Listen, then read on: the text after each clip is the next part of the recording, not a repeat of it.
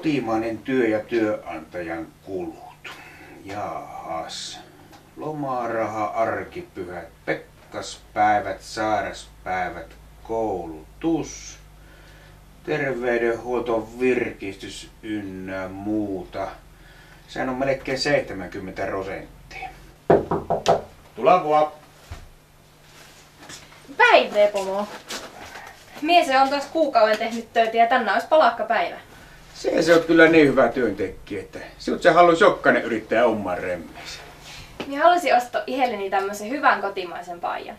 Itse on nämä tehnyt ja tiedän, jotta ne on hyviä. Ei mitään ensimmäisessä pesussa saumoista ratkeavaa tuontitavaraa.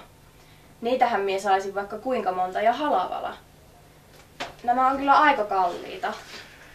Myönnettä maassa, jossa työnantaja, tässä tapauksessa mie, joutuu maksamaan aika paljon monenlaisia lakisääteisiä kuluja. Ajatelepa, että sinun bruttopalakka on 2400 € ja minun pitää pidättää siitä verot ja sinulle jää kätteen 1650, jolla sinä elät. Sillä minun on vaan pärjättävä. Ja ootko tullut koskaan ajatelleeksi sitä, että minun pitää maksaa kaikki sivukulut ja päälle vielä 24% alavia. Eli tässä tapauksessa on maksettava sinun työstä yhteensä 5100 €. Oho, minun tili 1650 € ei riitä 1/3 siitä, mikä sinun pitää vastaavasti laittaa minun hinnaksi.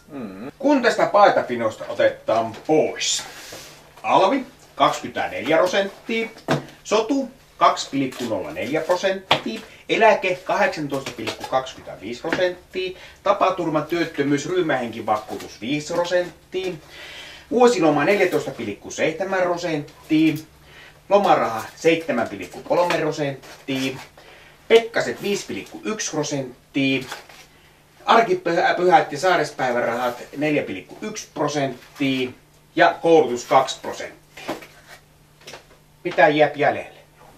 Ei näemmä yhtään paitoa, mutta asumiseen ja ruokaan jääpi jonnin verran. Mutta jääpikö kotimaiseen hyvään paittaan? Ei jää. Tuontipajan kyllä suot, mutta että tää hyvä ite ompelemaan laatupaittoa. Miten ihmeessä näin voipi olla? Eihän tässä ole mitään järkeä. Eikö sitä myö kaikki suomalaiset voitais jättää pois pekkaset ja entiset lomalta pallurahat? Silloinhan kotimaisen tuotteen hinta laskisi meidän työn osalta 2/3 enemmän kuin nettopalkka. Ja olisi paljon enemmän rahaa käyttää muuhunkin elämiseen kuin nytte. Se oot fiksu, kun tuo huomasit.